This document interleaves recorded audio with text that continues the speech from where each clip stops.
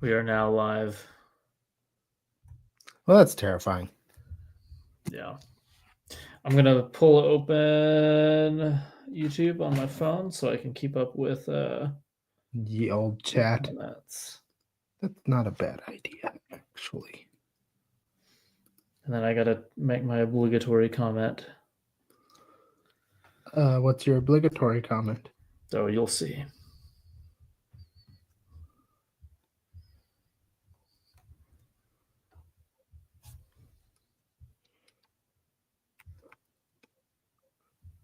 YouTube. Didn't quite get to the E there.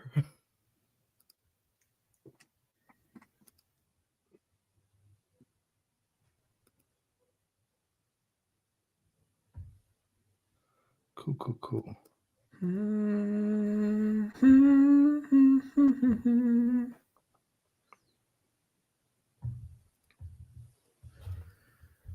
Come on, live chat, open up.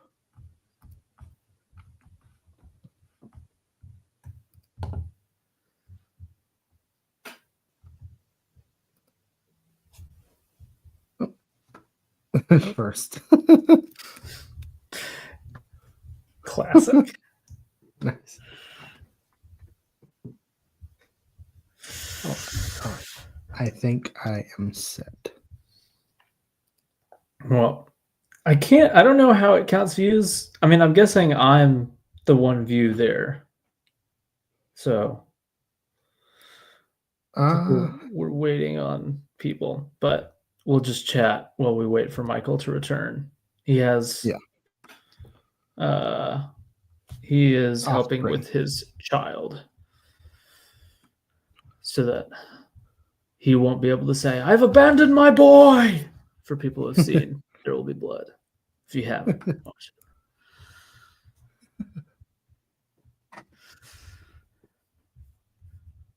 So, are we like officially talking about anything, or just kind of stalling? We'll stall, but we can stall with some movie chat or some what have we been up to chat. You've been up to a lot, but I want Michael to be able to be present because I feel like that'll be an actual conversation. Yeah, sure. As far as like your big viewings have gone. Yeah, absolutely. I'm actually updating my list right now because one thing I don't like about Apple's Notes app is by default, if you click off an option, it shuffles to the bottom. Yeah. Which in some cases is fine, but I like these to be in the order in which I added them so that it's like clear in retrospect. So what I end up having to do is undo the entire checklist and then go from the bottom up. Yeah, not ideal. It looks like we've got people joined now. Okay, so for everybody in the watching the stream right now, we don't really have a theme for the night. This is going to be another just movie hang where I think it's titled Ask Us Anything. So we definitely want to respond to some comments. And then in between comments, it's just going to be kind of a free flowing movie conversation. I'm assuming it'll probably be a lot of kind of like what have we been watching lately. Ryan's been working his way through a really cool movie list, so I'm pretty sure we'll be able to talk about just the kind of heavy hitters that he's been watching lately. But it'll be pretty open, and we'll definitely be leaning on chat for some conversation as well. So if anybody has any and this is like a no holds barred makes it sound like a confrontational kind of like give us your hot takes, but just any kind of like, what do you think about this movie? What do you blah blah blah? What are you excited about XYZ? Like anything, and we'll grab it and start talking. So sure. Oh man, I'm keeping an eye on the chat as well, so that I'm not blindsided. No, I need to go back to the theater. Was the Brutos the last thing you saw in theaters? No, Dogman was. Oh, that's right, Dogman. That was the same weekend, wasn't it? Yeah, it was either the day after or 2 days later. Right. But yeah. Yeah. For me, it was Captain America: Brave New World, Nice. which is it's okay. Yeah, the thing is, it seems like a movie that like where I'm where I'm more feeling Marvel at the time, like I can sit through like especially as I was just loving Marvel overall a lot more. I could sit through like a good amount of like, oh, that was pretty good in a row and like be fine. Yeah. But I think for me at least, it feels like something has been severed uh, with like Love and Thunder and Quantumania and I don't know, even the show's not being great and stuff. It feels like before you could coast off of several like oh, it was pretty good in a row because they were usually anchored on either side by enough heavy hitters. But Right. I just at this point I now feel like I'm like man I'm making a trade off between that versus like something I could watch from home. But the thing is, I also do kind of miss like I probably actually would enjoy it, and I do miss the theater. So maybe I do. Maybe I do just go out and see that before long. Yeah. I mean, if nothing else, it is. I mean, even even a bad Marvel movie is often a pretty fun theater experience. Yeah. Um, well, I say that, but then things like Love and Thunder test you. Good movie. No, it's not. I'm here. No. It's things like Love and Thunder test us, but also people like Michael test us. I test a lot of people with that one. You do because there's justice in the world that is ready to meet. The It's so consensus good. on Love and Thunder is proof that there is some justice in the world. Oh, did y'all hear that?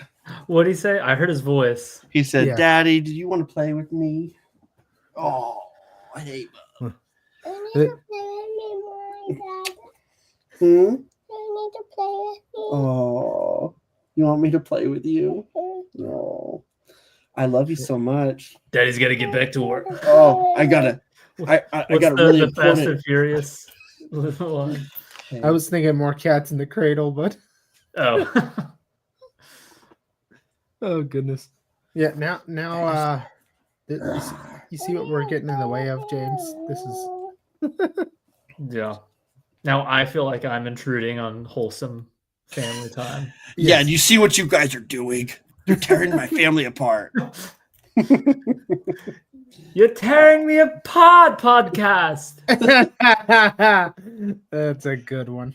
That's a good one. Okay, one second. So I guess when Michael is able, we'll ask him what he's been watching. But, Yeah, well, I don't know which of us. I guess I'll go ahead and take on hosting duties while Michael is being a father to his son. which is a greater duty anyway. Debatable. Duty is the correct word tonight. Yeah. Just saying. So I've heard. By that I mean poop. Oh, In case that wasn't clear. he hid it behind a clever euphemism. Yeah.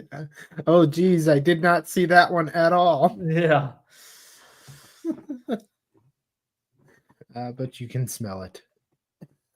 I'm glad this is not in person though. So, well, we can go ahead and just kind of get started on our initial what have we been watching. I just have one since we last recorded, so it's a bit slower for me. I watched a movie from Wim Wenders called Perfect Days. And I loved it a lot. It is really simple movie, but it is there's a beautiful simplicity to it. It is about it takes place in Japan, and Wim Wenders, he's either, I think, German or Austrian, but he loves Japan. He stays in Japan a lot, and he loves like classic Japanese directors like Ozu and stuff.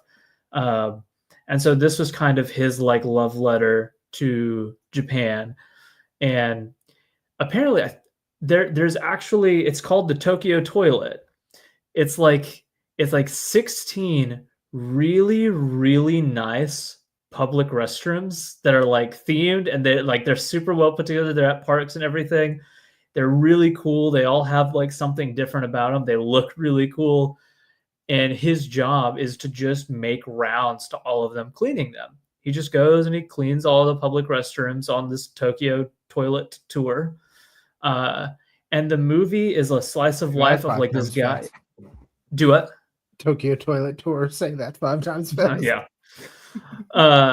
Honestly, it made me want to take the Tokyo Toilet Tour whenever, because every time I watched it with my family, and every single time one of the new ones came on screen, we're like, oh, look how cool that one is.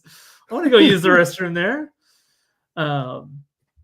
But anyways, it is just this super like sweet, wholesome movie about like he's got this job as a janitor, maintenance man who cleans and you know maintains all of these, and it's just about a guy who like he's super content with this, and he does his job super, super well. He's got his routine. Like it is a very like segmented movie, and like every new portion, like it starts with him doing his morning routine where he grabs the same stuff and he steps outside and he like looks up, he smiles, he breathes in, and then he just goes off, and he's an old school kind of guy, so he's got a bunch of cassette tapes, and he listens to a new cassette like on his way to work every time, and he's got great musical taste too.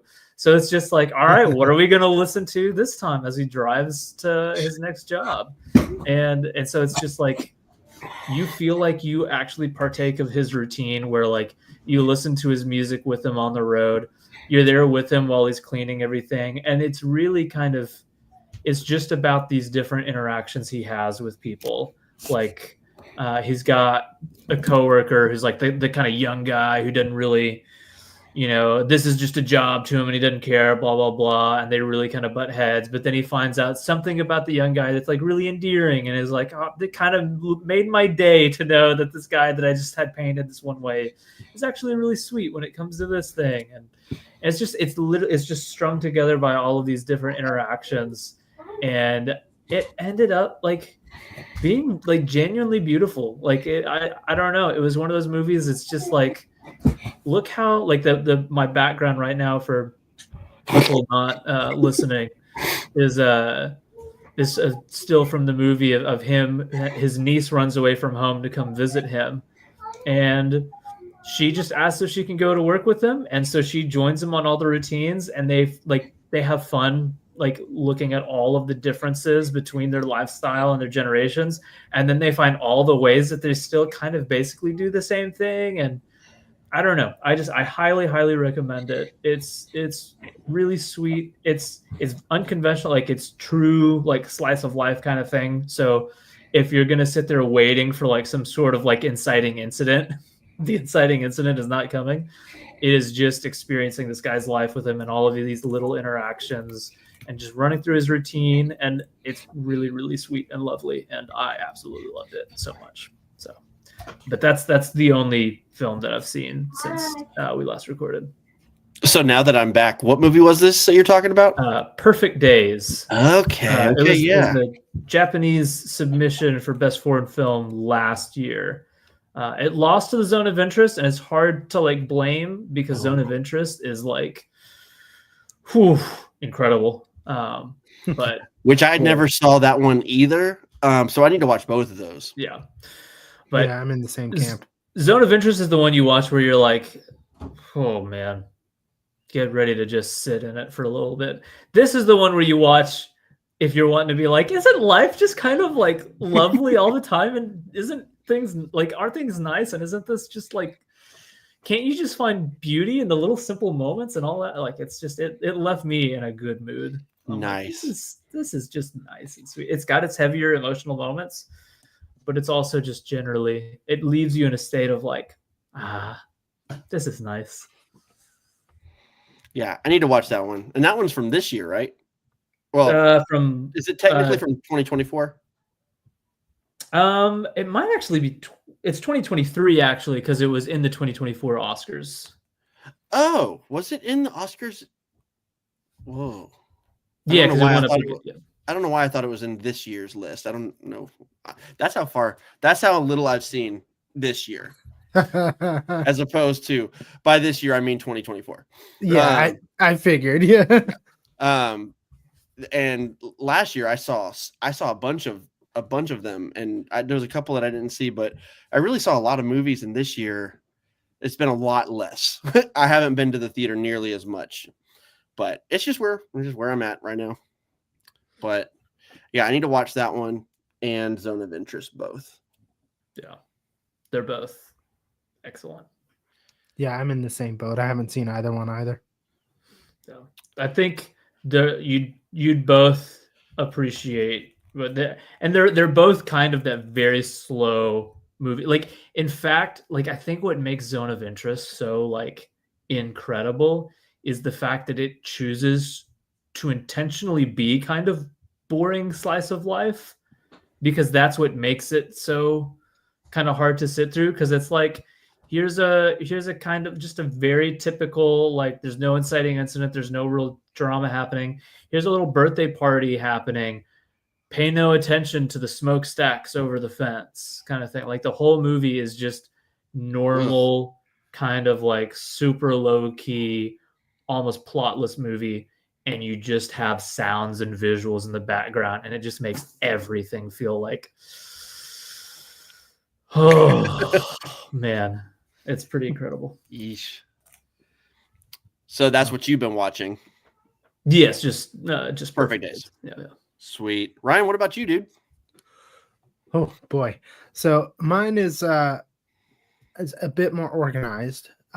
If you've been on the Banter Fodder Facebook community, you might have had an inkling of what I've been watching, which you should join the group if you haven't. Yeah, absolutely. Hard plug there. It's a good place to get some movie opinions, some discussion, some lovely polls from James going year by year.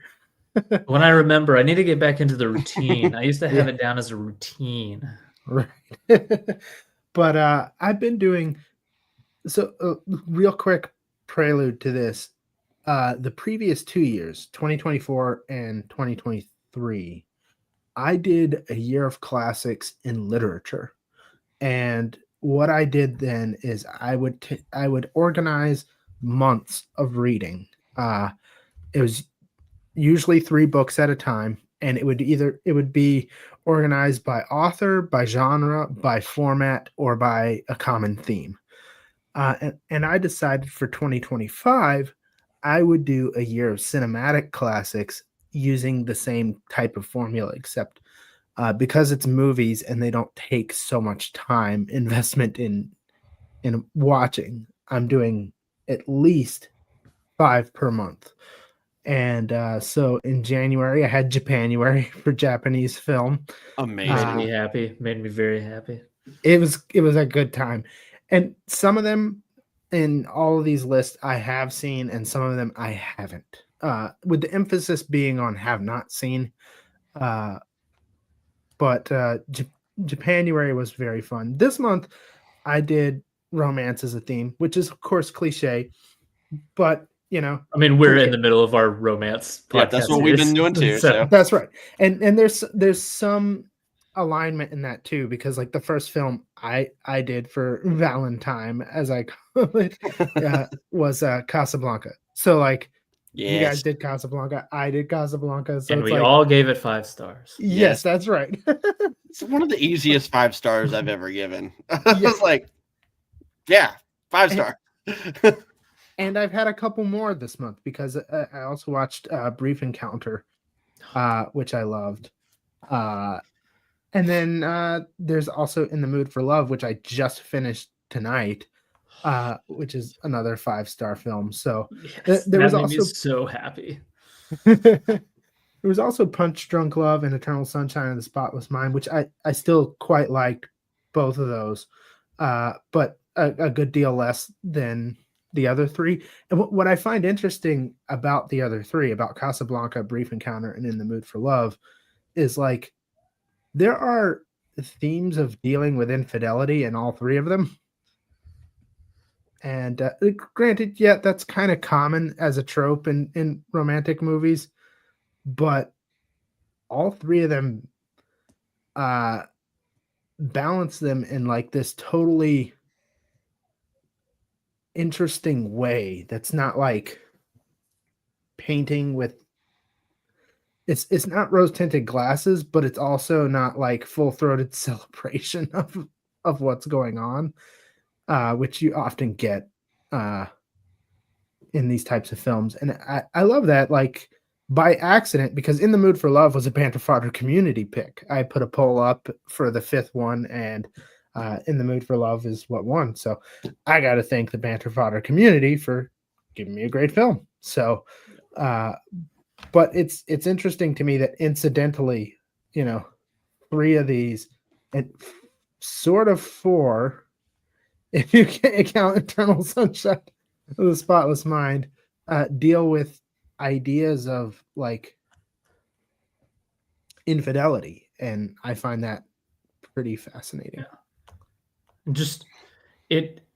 I think they approach that sense of longing within an established relationship in really nuanced and mature ways. Yes.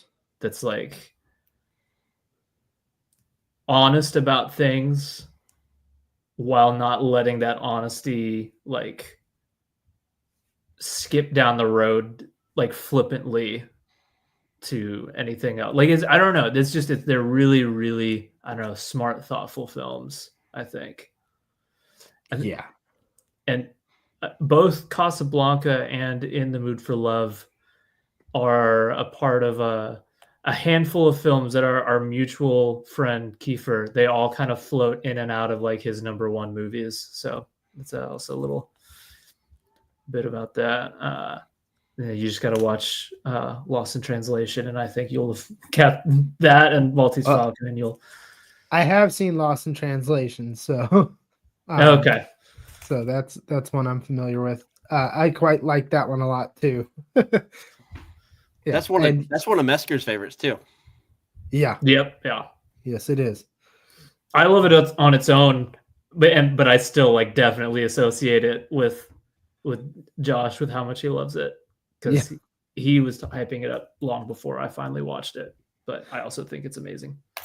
Yeah, it like every 5th GIF from Josh is gonna be Lost Bill Murray doing the kind of yep, that's right. Every 5th GIF. Wait, did you say GIF? I totally said GIF. Oh, you're one of those. Yeah, I'm one of those. Oh, goodness. Well. Oh, you know what? That doesn't really matter. of all the things to argue about.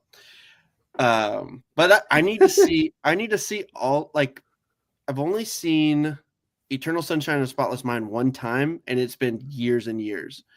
And then I've seen Casablanca. That's the only other one that I've seen out of all those movies you just named. So I need to get on it. Yeah, we've got some people joining. Our friend Byron Lafayette said, "I still need to see that. I am a big Bill Murray fan." And then Mitch Sheffield, is he replying to Michael or to Ryan? But he said he's right, but it sucks that he's right. I don't know which. I think he's talking about me. Yeah, I think he is talking about you. Yeah. I mean, it took me a long time to accept it too, but I mean, it is what it is. What is he talking about? GIF. Oh no, it's GIF. It's GIF. Reality can be whatever I want it to be. Reality is often disappointing. Well, I'm gonna Oh go yeah.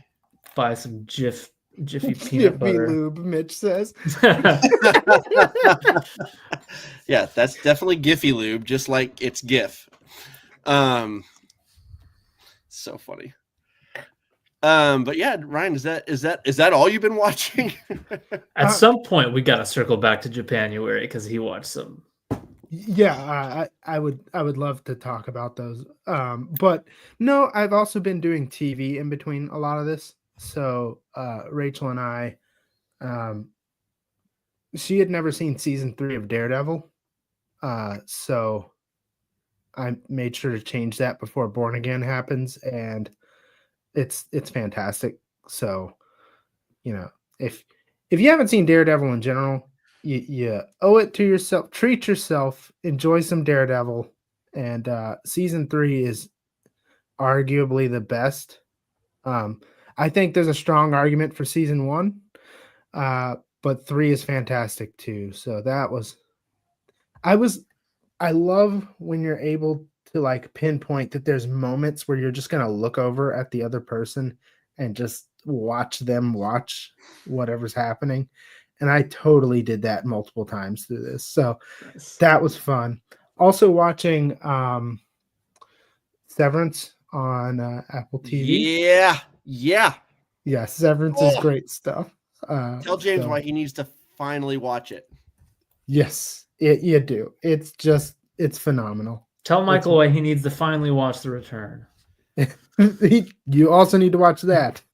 To be fair, I started Severance first 3 years ago. Yeah. Was that before or after your Lost rewatch, pal? Well, that's fair. And also I like that stopped right in its tracks after like 15 episodes, unfortunately. I'll pick it back up. I'll pick it back up. But yeah, dude, I've been watching Severance too, and I've gone back and rewatched season 1 before season 2, and it is the best thing on right now. That being said, I haven't seen a ton of current stuff. I got a lot of holes to fill as far as like it's hard to imagine things getting much better. It though. really is. Like it's so objectively amazing on so many levels. Like, and then it's also just such a water cooler show. I just can't imagine having more fun watching something so good. And it's like universally loved by critics and just the general audience alike. Everyone loves this thing. And it's just so because of that, it's so much fun because every time you ask someone lately, have you seen Severance? They're like, yes. Like, and then they go into their spiel about what they think is going on. And it's just, I haven't had that in a while, And so, man, I'm loving it. And I'm glad you guys binged it really quick. We did. It was in between some of the Japanuary stuff that we finished season 1. So that's TV has been kind of in between all this. We just started Buffy the Vampire Slayer, which is incredibly 90s. Nice.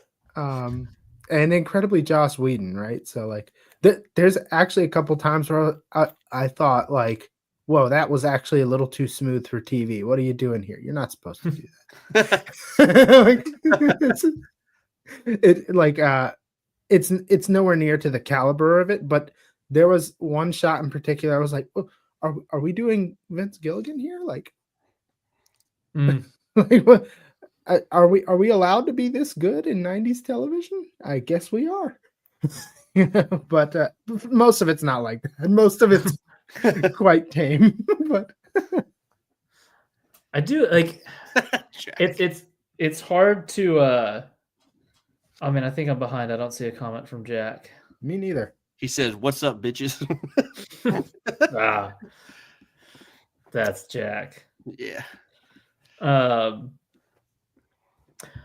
I feel like there are shows that I want to watch just as my vibe shows. It's kind of like Star Trek and Cheers for me right now. But like I love the shows that like they aren't prestige necessarily, but they're just like comfy, like time capsules. I love that Me too. feel. And I, even though I was born in 95, I still have a lot of nostalgia in 90s stuff in general. Just being like, look at the hair, look at the clothes. This is awesome. Yeah. Boy Meets World. Yeah. Was one of those for me. Like that show holds up pretty well too. Actually, if you go back and rewatch it, it holds up a lot better than Full House. And I actually love Full House too, but it does not hold up very well. Yeah, right. Oh, it really doesn't. But I really think Boy Meets World is still hilarious, and it like they deal with some real stuff too. Eventually, like the first season's pretty tame, but like they really get into some stuff later on, and it's really When the really boy good. starts to meet the world, it's When the boy starts to meet the world, and then they like one of them drinks alcohol for the first time. oh no. That seemed to be like a man. 90s thing, right? Like they would start a show and it's like, this is going to be pretty safe and tame. And then, like, the longer it goes on, they're like, Then you got actually, Will Smith acting his heart out in front of Uncle Phil. yeah, Oh, yeah. yes. They're like, it always starts out like very, we're going to do a sitcom and it's going to be a sitcom and it's going to do sitcom things. And then it's like slowly transitions to, and now it's a drama that happens to occasionally be funny. Yeah. Yep. Yep. The little bonus nugget here. We were talking about Severance and then Boy Meets World right after that. Adam Scott played a bully in Boy Meets World. Wow. like Dude, I would have thought he was the bullying type. He's like the super scrawny bully, but he was great. But I just remember because when I watched that episode for the first time as an adult who would recognize who Adam Scott is, he was just, oh my gosh, that's Ben on Parks and Rec. And but now I've seen him in a bunch of stuff and he's just such a terrific actor. But like thinking about him and getting a start in Boy Meets World, it's great. Let's see. Jack says Adam Scott also described the show concept as Ben in Parks and Rec. Huh? I think he's talking about Severance. Severance. You know, Ben in Parks and Rec would like Severance, I bet. Oh, okay. Yeah, maybe that's what he's saying. Yeah. Yeah, because I love those. Yeah. The Fringe joke. So yeah, the Fringe. I rewatched it to see if it all holds up. Like I suspected. Airtight. It is airtight. I love season 1 of Fringe. Also, I love talking about Fringe on here. But speaking of which, you guys were talking about Daredevil. I finally started watching Daredevil for the first time ever. And I went through it in like 2.5 days. And it's marvelous. Well, sorry, just season 1. Just season 1. Oh, you finished season 1? I did finish season 1. I actually started season 2 today. I'm 2 episodes into season 2. And this show is blowing me away. It is, I've always heard, and I didn't like hold off because I thought it's probably overhyped. I figured I'd probably like it once I got to it, but I'm kind of weird. I'm kind of like what James is doing with Severance. I have to be in the mood that, I don't know, this very specific mood to watch something new. And then beyond that, even I have to be in the mood to watch something new that's this specific kind of thing. So it just kind of depends on what I'm in the mood for. But I was in the mood to watch. I was in the mood for love. I was in the mood to watch something new, and I knew that Born Again was coming up, and I was like, I think this is lining up. I need to finally do this. So I just decided to go through as much of the Netflix universe as I can. I don't think I'm going to watch all of it before I start Born Again, but I just want to have an understanding of how all of this fits together to a degree.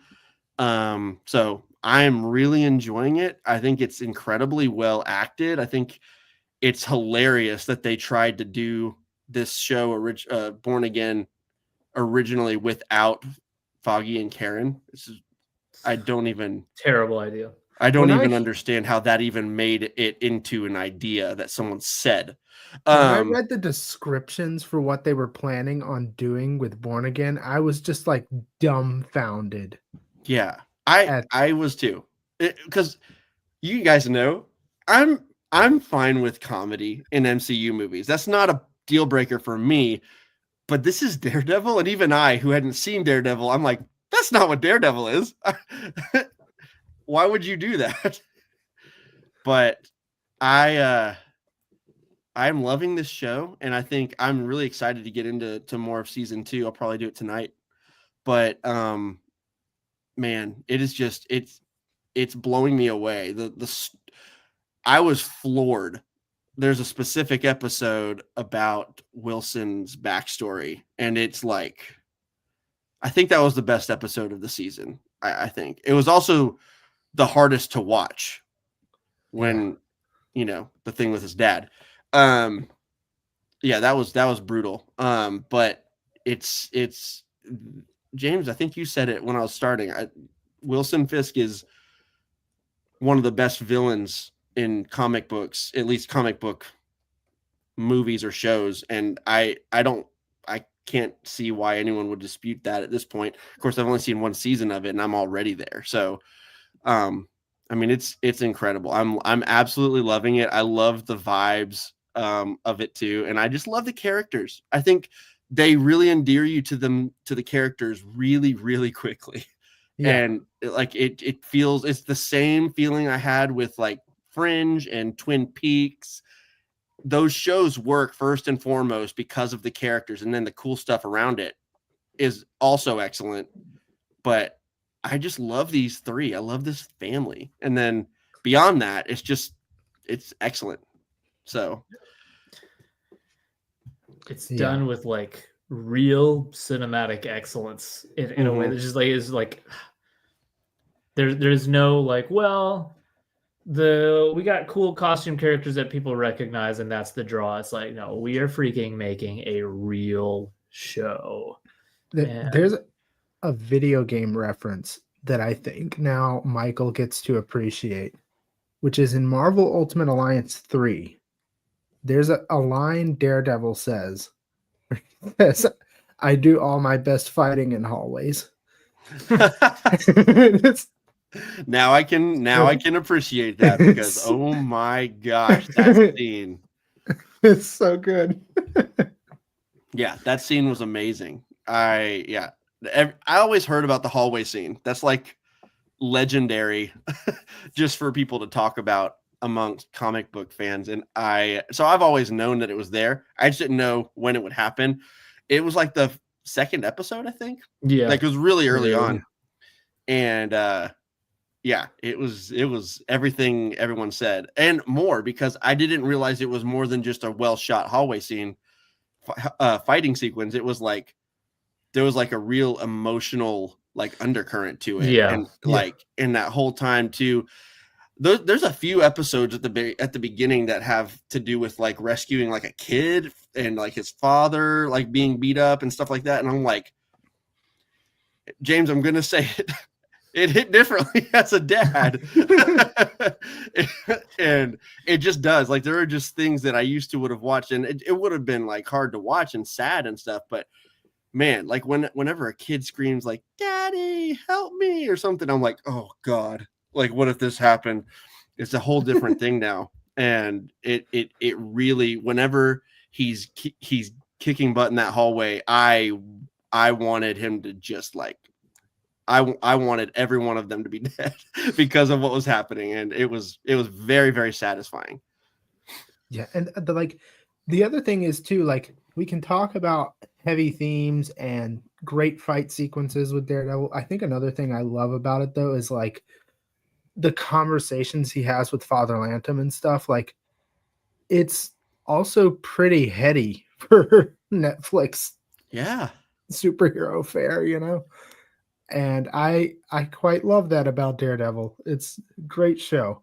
Can't recommend enough. I can't wait for you to finish, because like I'm hyping up season 3, but there are some moments in season 2 that are as good as any moments in 1 or 3, So I think there's a bit of a slump in season 2, and the back half is not as good as the first.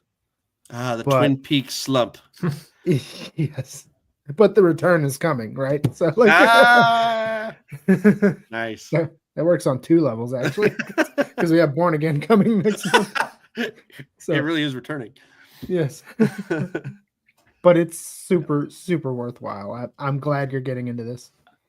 I kind of want to join because I actually only watched through the first half of season 2 and then fell off, and I have not finished 2 or watched season 3 at all. So really, I'll say this my too, because like after season 2, they're expecting you to watch Defenders, but you could go into season 3 without Defenders and pretty easily intuit everything you need to know. I may watch Defenders anyway, not because I hear it's great or anything, Sure. but because even if it's mid, it's more episodes with Matt Murdock, and you can't not want more Matt Murdock. Yeah. Yeah, I agree. I think Curry has me convinced to at least watch Defenders before. Oh, it's not worthless. It's It's not worth Slap it. that on a DVD box. So Mitch agreed earlier. He said Fisk is goated, and I'm so happy he's coming back in Daredevil to be his real character. Looking at you, butt eye, mid eye. He's going through variations. I've not seen Hawkeye. I know he's in it, and I know it was a bit of a hit or miss for some people. Which show? Hawkeye. I really enjoy Hawkeye. Kendall and I have made it a semi tradition to watch it around Christmas time because it's a Christmas show actually. Yeah. And it's really fun. I don't, even as a like person who had never seen Daredevil last time I watched it, I don't love what they did with Wilson Fisk in it at the end of it, but it is a fun show, and I actually think it's a little underrated, but it's not a top tier or anything like that. I like Hawkeye. I don't consider it a bad show. Like in terms of like the Disney Plus shows, it's actually kind of upper end. Yeah. Which isn't saying much because some of them have been quite awful. But there was one episode I thought was bad. It was the LARPing episode. Yeah. I didn't think that was very good. But other than that, I actually quite loved most of it. Well, at least quite liked most of it. I do too. I do think Wilson Fisk feels a tad more cartoonish in it. That's what I didn't like. Yeah. And like, I mean, he's not in it enough to completely ruin him. So it's not like you're gonna walk away thinking, wow, they assassinated his character, but it was a little bit off to me. He seemed like did he not have like superpowers in Hawkeye? He seemed like he had superpowers. And I was like, I don't know the show, but doesn't he not have superpowers? He doesn't, but it's like it's his rage. He's just he's even a bit exaggerated in Daredevil as well. So I'm okay letting a bit of that slide, but it did come off a little more cartoonishly than there. So, but overall, I'm not going to crucify Hawkeye. I quite like it. It's not terrible. Mitch says I dropped off at Moon Knight. I really liked Moon Knight a lot, actually. I think Moon Knight was really good, although I will say, weirdly, I watched 5 episodes of it. I did not watch the finale for some reason. I don't know why. I just didn't watch it. But I thought Moon Knight was quite good. And I actually thought it did some really deep stuff too. So I don't know. But I know a lot of people were mixed on the finale, but yeah. I think he was saying though that at the time Hawkeye was behind WandaVision and Loki. But we've since had, and he mentions this, She-Hulk, and then James mentioned Secret Invasion. So we've had some more misses to come in and pad out I heard Miss Marvel had like a great first episode and then went on to be Great like first two. Great first two. okay, yeah. And then, then yeah, it was fine after that, but it wasn't great like the first two, unfortunately. And I've got some bones to pick with WandaVision too, but that's you and me both, brother. You and me No. both. No. it's not horrendous, you know. I'm not gonna hyperbolize it, you know, but yeah, I felt like WandaVision started strong and then it finished On its decidedly worst episode by far, in my opinion. Yeah. I wouldn't disagree that it started stronger than it finished, but I also don't have a lot of the issues that people have with the finale. I do think that the beginning through, I do think it was probably the weakest episode, the finale. So I can concede that, but I really didn't mind a lot of the stuff that people have problems with. But you know, I also like Love and Thunder. So what do I know? Yeah, that's what I'm gonna go he gets through. it. Yeah, that's true, Michael. Like Yeah. I don't have no notes. Good job. You're like, oh my gosh, he said it. I don't have to say it again. Just beginning to believe. Mitch says that it did finish weaker. The sitcom stuff is just so good, and it is. That is where the show is at its strongest for sure. Yeah, I think the emotional stuff, a lot of it didn't quite work. The bits in the finale that really worked for me was Vision. Weirdly enough, it was the weird like discussion over the ship of Theseus in the finale. And I'm like, now we're cooking. This stuff is good.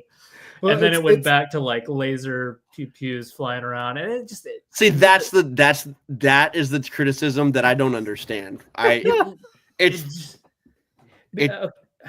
is an MCU thing. Like it's gonna have that eventually, probably. But see, but that's what frustrates me is because the rebuttal argument is it's MCU. You're supposed to factor in the fact that it's gonna not have a great third act. No, that's not what I'm saying. It can I know, but that's what I hear because I'm like, they're gonna fight eventually, and the fighting was fine.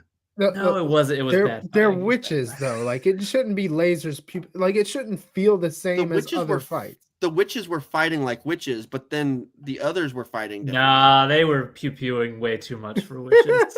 They were doing spells. They were casting spells. Yeah, but the spells are like exactly like Star-Lord's pistols. So it's like hard to take it. It's like in a video game where you want to have all the characters who have all the variety of powers, but you have to like make everybody work mechanically basically the same. So it's like her pew-pews are powers, his pew-pews is gun, but mechanically they're the exact same. That's what it felt like to me. But also I was watching at the same time that I was watching Legion, the X-Men show on FX. It's also insanely underrated. That is one of the most like cool cinematic, like comic book based shows ever made. Dan Stevens, Aubrey Plaza, like it is actually phenomenal. And it was visualizing stuff in really cool ways and really challenging like expectations of like the whole, well, no, this is what it's supposed to be. It's this kind of thing. Well, it's like, no, whoa, look, we could do something cool. So I was just hoping that they would find a way, like, we got to the very end without the mustache twirling evil villain. And I was like, oh my gosh, they're about to find some sort of mind-blowing way to like have the third act, like the third act battle be an internal, like she is the villain of the story.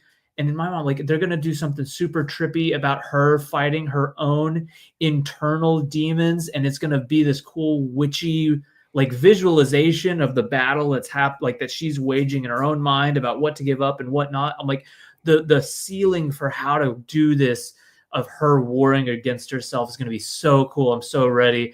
And then there's like it was Agatha All Along, which is a catchy song, but like the sentiment of that song, I hate that it was Agatha All Along. I hate that. Because it was so much more interesting if it was just her. Like I knew there was going to be some sort of third party because I knew that something was influencing her, but the whole Agatha all along, she was the villain behind it. Let's pivot from Wanda being her own enemy and enslaving all of these people for the sake of her little fantasy. Now it's just flying around and shooting witch powers at each other. It was such a monumental step down to me based on like the kind of storytelling beforehand. I was really disappointed.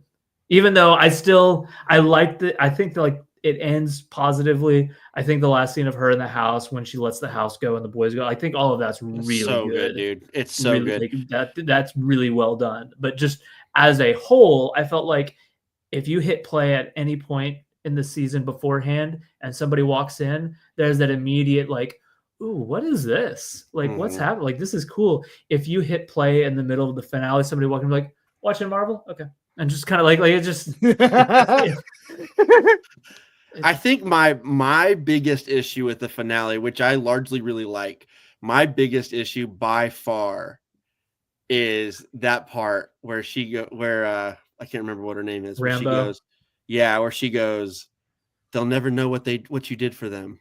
They'll never know what you sacrificed. What like you sacrificed for them or whatever. And I'm like, hold on. Yes, they will. They do. You stole their lives from them. That part always really irked me and rubbed me the wrong way. And so I fully agree with that point that's been brought up before in our conversations. Because that was the one part where I was like, ugh, I hate that. That's not what the show's been saying. And so, but yeah, I think WandaVision, to me, it's still you know what though? I was gonna say it's my favorite thing that they've done on Disney Plus yet, as far as Marvel goes. But Loki season 2 is really good, and it kind of brought up the whole Loki show to the point where it's right up there. I mean, Loki is a really, really solid show. The only thing that brings it down is there is one. It's almost like there is a Disney Plus tax that has to be paid with every show, where there's got to be one terrible episode or one bad waste of time episode. And it's not even like I am always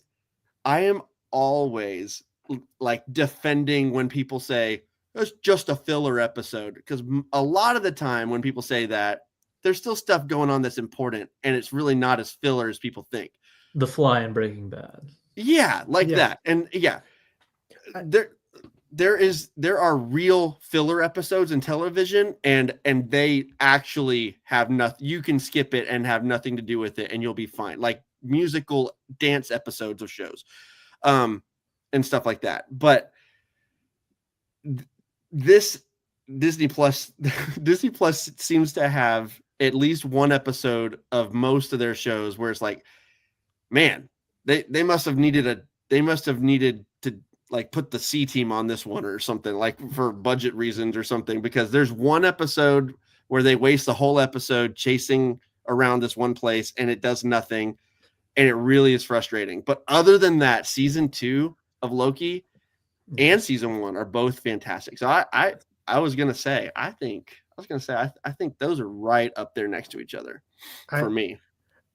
It's like Disney decided, oh, Michael, you want to defend so-called filler episodes? Well, here's a tire iron to your knees. Never do that again. This'll test you. But I wanted to bring up Slasher Fred brought up a great comment talking about superheroes, and one movie is Unbreakable. Ooh. Ah, man, I love Unbreakable. So good. Masterpiece. Yeah. I like Mitch agrees in the comments as well. Yes, Unbreakable. Phenomenal. And I am big M. Night fan. So like, yeah, I love Unbreakable. I like Split, and I kind of love Glass. So like, all three of those are you have to like swallow a lot of like just not great stuff about Glass. Yes, but like I choose to, because the stuff that I do like, I'm like, all right, I will sacrifice stuff to like you because I like you so much. Yeah, that's why I said I kind of love Glass. Like, I acknowledge there's some problems with Glass, but like, yeah, man, Unbreakable is phenomenal. And like, I am not a claustrophobic person. I'm not somebody who's afraid of water at all. But that pool scene Oh, dude. puts I don't feel anxious watching movies very often either. And that scene just made me go, "Ooh, this sucks." Like, yeah, I like, and it's so grounded in that way. Like, what a like. I mean, we're all weak to drowning, you know. Like, Right. but yeah, I gotta rewatch that, man. It's been too long. I know we talked about it already before off here, but I just watched it for the first time since, gosh, like at least 15 years, maybe more. Just like a few months ago, and it was as good as everyone says it is. Man, and Ryan, I totally agree with you. That scene is really, really hard to watch. It's so funny. Just like if you just describe what's happening, it's like, yeah, that doesn't sound that bad. But when you watch it, it's like, ugh. Yeah, the way it's shot makes it like skin It crawling. mimics that kind of nightmare horrifying. feel of like there's nothing you could do. You're just like running in place kind of thing. Like, Even the way like Oh, it's yeah. not in slow motion, but like the way you feel the pool cover come off, yeah. like it's just like there's a weight to it, you know, like it's fantastic. I genuinely love it. I was gonna read some. I see you're popping up some comments already. I was gonna read a couple just before there. Mitch said, "We got to have laser pew pews, TBH," and I said, "It's what they do." No, but they don't have to. They don't have to. Have you seen The Vitch by acclaimed director Robert Eggers? And I will say I was like especially snooty at this part because I did watch this after having seen The Vitch, and like the way they would like visualize like witchcraft and the covens and stuff, and that is so unsettling. Whenever we get the Agatha flashback, I'm like, this is like community theater. It did not feel like creepy whenever they were burning. I'm like, this should feel way creepier. Stone agrees though that Legion. Stone agrees that Legion goes hard. Mitch said, "Catchy song always wins, Jim." Yeah, duh. Always no. I love it. Yeah. Let's see. There was one that I had up. Oh yeah, Brian Blanco. Yeah, Brian said looking forward to the Daredevil series, and yes, I don't know if you might have been here for the whole conversation or not, but we've been talking about Daredevil, and we are excited because I am watching through the whole series for the first time. So now that I've seen the season, yes, I'm very excited for Born Again. Watch if you're just gonna kind of do a highlight reel. Watch. I can't speak for season 2, but watch season 1 of Jessica Jones, because season 1 of Jessica Jones is phenomenal. I think I watched one episode of that actually once, like a long time ago, randomly, and I remember thinking it was good. I love that actress. Kristen Ritter. Yeah, she is so good. I know her from Breaking Bad, and she is phenomenal. So most recently in Sonic the Hedgehog 3. we kid are still working. Cinema is cinema. Yeah, but I've actually heard Sonic 3 is quite fun. But I've heard the same. I've heard it's pretty good. It is. It's not. It's dumb. it's dumb, but it is quite fun. I do love that Jim Carrey is a villain, right? Jim Carrey's a villain. Yeah. I need to watch it just because of that alone.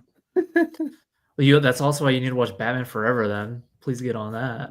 Yeah, I do need to watch that. You're right. Yeah, right. But to go back to it once, I know there'll probably be pushback if I try to say that the Purple Man is Wilson Fisk territory. But there are times where I really want to say that David Tennant as the Purple Man is Wilson Fisk territory. I think. Wow. Okay. I think he is like pretty freaking incredible. Like in Jessica Jones or in Jessica Jones. Yeah. Okay. He's no, it's Sonic the Hedgehog 3. Imagine Wilson Fisk in the Sonic the Hedgehog universe. Yeah, be great. It was my mother. But anyways, yeah, I think he's one of these most like magnetic, like my eyes glued to the screen every frame he's in kind of villain. So I like David Tennant. well, you'll really like him after this performance. I've never seen Doctor Who, not a single episode. But I like. I don't know if I've seen an episode of his. I think I've seen random episodes here and there of like other I know I've seen like some Christopher Eccleston episodes. Aren't there like 50 seasons or something? Yeah. Yeah, it's I will the never British watch it. I'm Simpsons, you know. Right. Except somehow longer. Yeah, right. Yeah. God. So I guess The Simpsons is American Doctor Who. There we go. It's the way There to we think go. about it. Yeah. But yeah. But I also haven't seen a single episode. But that being said, I died laughing at the Lego Batman joke at Doctor Who's expense. When like Joker's like setting all the villains loose from the Phantom Zone, and it's the robots from Doctor Who, and he's like, "Ask your nerd friends." yeah. I was like, "That's gold." When I watched that movie, I don't think I put that together at all. It's been years since I've even seen that. They're the what I forget what they're called. Because I looked it up, but they're like reoccurring Doctor Who villains, and so like they're all getting out, and you know everybody, and Jeff just pauses and looks at the screen, like, "Ask your nerd friends." Okay. That's good. I love Will Arnett doing the Batman voice. I think he's absolutely fantastic. Yeah. DCU Batman casting on the way. Oh my gosh. Let's go. Could you imagine? It would be so funny. Did you guys want to I know James had mentioned earlier talking about some of that Japanuary stuff. Let's do it, yeah. I do. So like I watched Rashomon, High and Low, Drive My Car, Godzilla, and Harikiri. And that's a lineup right there. That is a fantastic lineup. I my favorite is Harikiri. Like that was just immediately awesome to me. Like however, if I'm gonna recommend it, all right, you're gonna have to do Seven Samurai first, or something So along those good. lines. A traditional samurai movie first, and then do Harikiri. Right? Like you could do several before then, but at least one. And if I had to pick one, it would be Seven Samurai. Because And awesome. Because it's kind of like an anti-samurai movie, and it's really, really, really, really great. Yeah. It is. I watched it a couple of years ago because it has been ranked it's the number one movie on Letterboxd as far as ratings goes, and it's been unseated for like 6 or 7 years or something. Like it's not, and I think more and more people are watching it because of that. And as more and more people watch it, they're like, "Oh, I get it, 5 stars." And so it's like it has not been like in threat of losing its throne. It seems because like again, everybody who watches it, like you just scroll through 5-star reviews for that movie. It is absolutely incredible, and it's got kind of a slow start, and like I love slow movies, so I'm like, Yeah. okay, all right, what are we? I'm interested. Let's see. Is this just kind of historical drama? And as it goes on, you're just like, oh my gosh, this is a masterpiece. And it's painful in a lot of ways. Like it's not like pleasant viewing, right? Like you're not having like the time of your life thinking this is like feel good movie of the year, right? But like you're watching it, and the longer it goes on, the more you're like, oh yeah, this right here is cinema. Yeah. You know, it's as good as it gets, really. Yep. Yeah. And oh, go ahead, James. I'm sorry. I was just gonna say, I like no. You'd have to kind of be crazy to try to argue somebody out of that as a number one. I think my number one still from that lineup is High and Low. I think High and Low is like, if I count Lord of the Rings as one, High and Low sits at like my third favorite movie of all time. But like we're in the territory of like dissecting hairs Yeah. to find a difference, because I love Harakiri so unbelievably much. Yeah. I also love High and Low too. Like it's not crazy to me that someone likes it more than Harikiri. Like I love Godzilla. Godzilla's on this list, right? I think it would be crazy to love that more than Harikiri, right? But I don't think it's crazy to love High and Low more. That's it's different than most of these films. You got 2 samurai films, a monster film, a drama, and then like this really cool crime thriller drama. High and Low is fantastic. Like, and there's a lot of times that like investigative parts of movies, I feel like I'm already ahead of the curve, or they're gonna use like shortcuts of like, oh, DNA test came back and yada, yada. Contrivances and stuff. And... Yeah. But High and Low, like, is the investigation parts is the kind of investigation that makes you feel stupid. Like, I could not have like, this is brilliant. What I'm seeing right now is like brilliant police work. And I could not have thought of this. Like, this is good stuff. Like, yeah.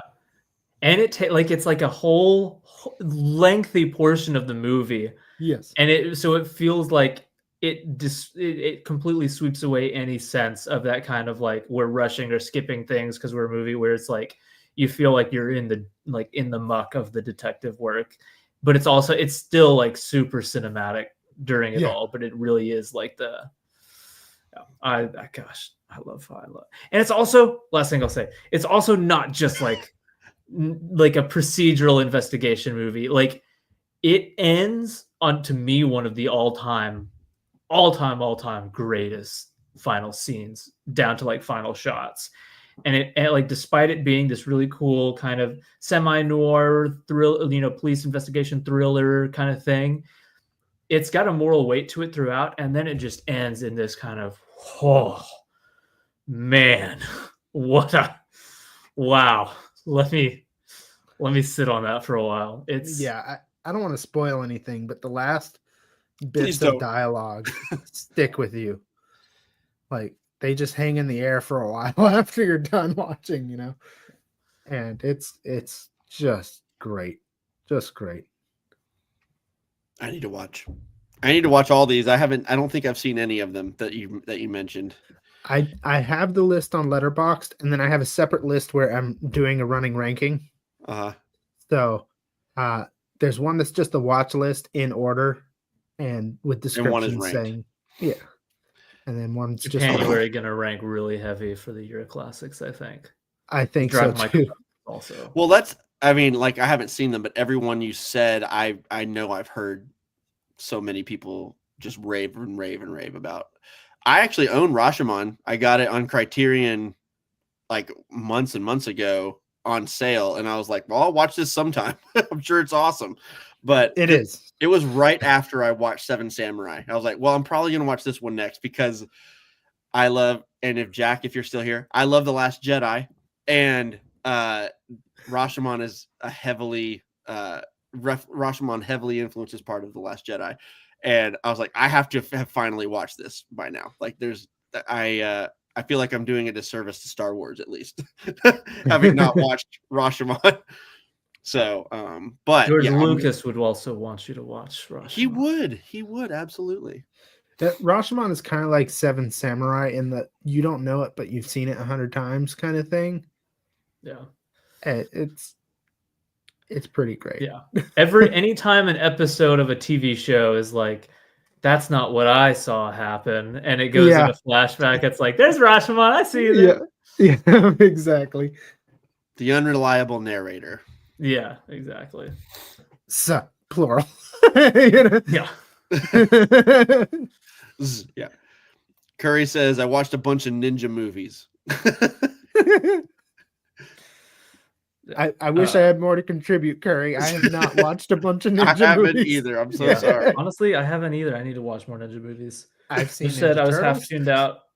Yeah, that's the best ninja movie I've probably seen. I've seen I've seen- Beverly Hills Ninja.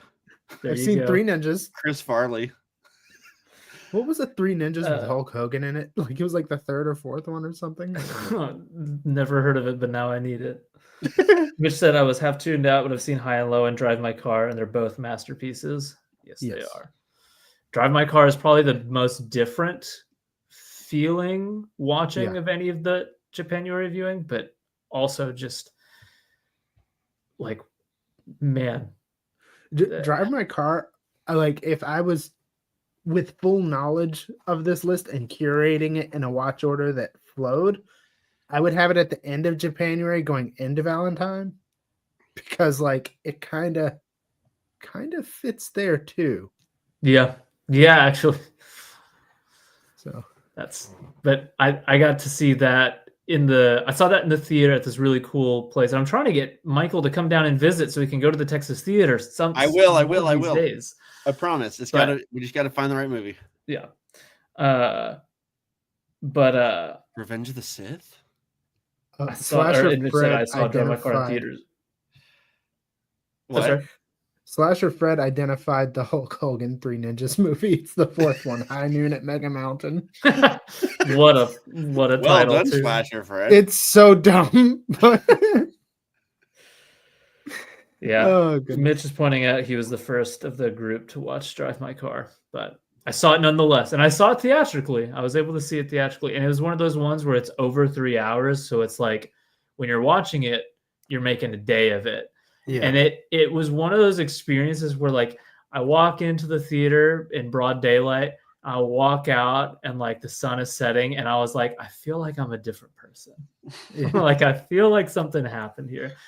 It was the movie is incredible, and I love the setup because it's just they're putting on the stage production, so much of it is just like the rehearsal and the conversations between the director and cast, and like you just feel like you literally spend like 3.5 hours behind the scenes with these people, and you are a fly on the wall in some very intimate like conversations, and you're like, wow, that was incredible.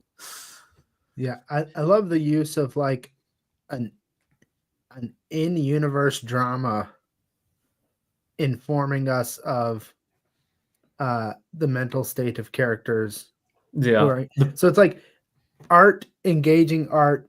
You know, like it's neat like Russian nesting doll of influences cascading outward towards you, you know.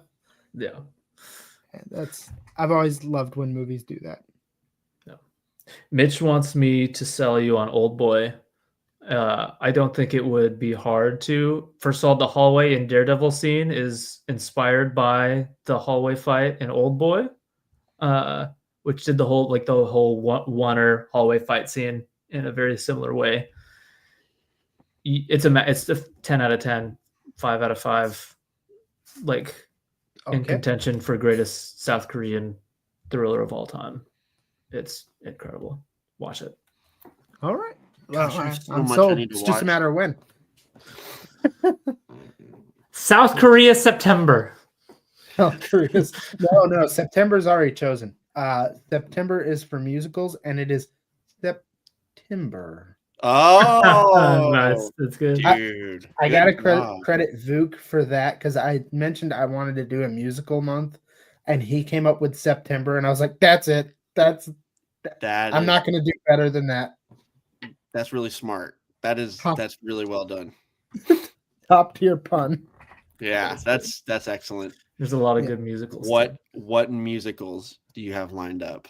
I don't have them yet, but this is a good time to mention if you're in the Banter Fodder Facebook community, what I typically do is I'll have 4 of them that are kind of like my friends kind of helped me form the list. And then the 5th one is going to be a community pick. Sweet. So I did that with Valentine. So In the Mood for Love was the Banter Fodder community pick for that month. Short film month, which is March. All of them are community picks. So that one's a bit different Yeet. because that list is 10 films long, but they're short films, right? So you're going to be able to just snap through them if you need to. And then like I have April, which is APE-RIL, where it's Again, gosh, man, these are top tier. So- This is good that stuff. that's focused on cinematic monkeys, right? So like, Band name, I call it. yeah, so like Yeah, that'd be good. 2001 Planet of the Apes, both the 1933 and 2005 King Kong, and then what will eventually be a fifth community pick, right? So like I'm having fun with these themes. It's very fun to do. I'm loving it. James, do you count Sing Street as a musical? Yeah. Oh yeah. You need to do Sing Street. I'll definitely put it into high Both consideration. James and I highly recommend it. Speaking for you, James. This was my experience with Sing Street. I watched it, immediately loved it. Showed my sisters, they immediately loved it. They showed their friends immediately loved it. I showed my friends immediately loved it. I showed Michael and Drew, they immediately loved it. Like it's just, I have one watched, of the most. We did it for the podcast early on, and I've watched it 4 or 5 times since then because it's wonderful. I love it so much. Can't recommend it enough if you're looking for more movies there. I have not even begun to curate September, so putting in a good word now is a good way to help. So it's very likely that makes the list. I can think of a couple that are very likely to end up there as well. One of them, even though I've already seen it, I really want to stick La La Land somewhere, and you guys are supposed to talk about it tonight. Yeah. Odd timing there. Yep. but I love La La Land, and if I have an excuse to cram it somewhere, then I will. And musical seems like a good place to put it. Yep. I feel like I need to use September to catch up on musicals myself because I love musicals a lot, and the ones that I love I've seen multiple times. Right. But there's still some like heavy hitter blind spots, like most notable being The Sound of Music. That is notable. Dude, you gotta watch Sound of Music. Yeah. Sound of Music is fantastic. It's easy 5-star for me. Yeah, it's not overhyped either. It's really not. Good.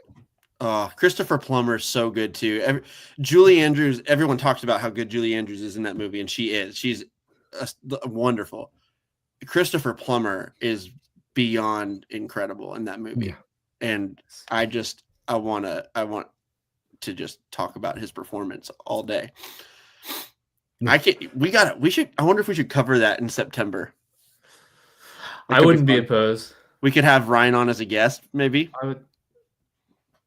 I'd be down. And I'm always. I love Sound of Music. Good. I want to fill in blind spots. I love filling in blind spots. Yes. Yeah, me too. I think part of the reason I'm doing this year of classics is to fill in blind spots. Like sometimes, like in Valentine, I had seen Casablanca. In January, I had seen both High and Low and Godzilla. High and Low, I just wanted to see again, and Godzilla, it would just feel wrong to not have a month dedicated to Japanese cinema and not touch on Godzilla, right? Yeah. So that was the kind of thinking that went into that. So there are going to be some times where a movie I've seen crops up on the list because I feel it's deserving, right? But most of the time I'm trying to prioritize things I have not personally seen. That's good. So so you're obviously going to do Sound of Music. You're also obviously going to do High School Musical and Camp Rock. That's Rock. Not doing this. Dude, High School Musical is like Citizen Kane next to Camp Rock. Camp Rock is I was so wondering where bad. you were going to go with that sentence that would make it acceptable. But okay.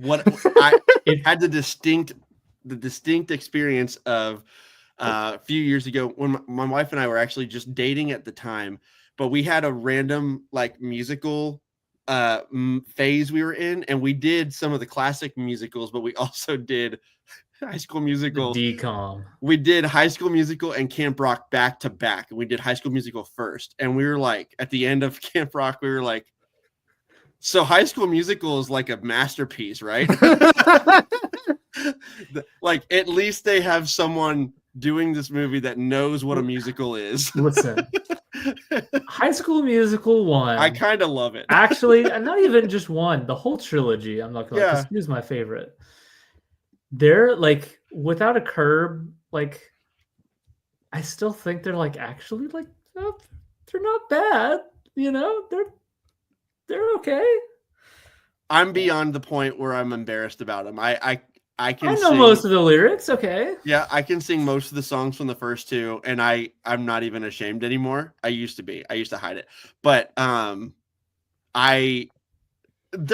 cringy at times for sure, but I really do have a love for them. There's something about that era, and there's something about the old that's not even old Disney, but like No, when I it's was like- that's like 2006, but like Yeah. it still is It's the like era. that's like 20 years old now. Yeah, it's still a long time ago Disney, where it still feels kind of Wow. wholesome and enjoyable, and even if it's corny. And seeing Yeah. where Zac Efron came from is just also fun, because I actually really like Zac Efron. I think he's actually a solid actor, like really good. Watched The Iron Claw. I know.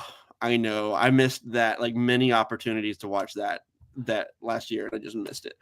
But I do. I actually really I kind of like High School Musical. It's fun. Yeah. But yeah, like I said, watch Uh, it back to back with Camp Rock, and you'll at least appreciate High School Musical more. In my mind, for a bit, they were both Disney Channel musicals. They are no longer, in my mind, occupying the same spot. No. One is a musical. One is just there for some reason. It's definitely not a musical. Disney Channel originals were either like the best thing you'd ever seen or hot garbage and almost no in between. This is right? fun. Like, What is your favorite Disney Channel original movie? This could be fun. Okay, good choice. I like that. I have mine. It's Brink, and it's not even close. Have y'all seen Brink? I have not seen which Brink. Brink? Brink is the inline, like the inline skating, like the Team X blades. And Oh yeah. Oh, dude, that is classic Disney era. yeah, dude, it's amazing. And my second favorite is That is- Johnny Tsunami. Johnny Johnny Tsunami Tsunami. is fantastic, and it's super corny, but I love it.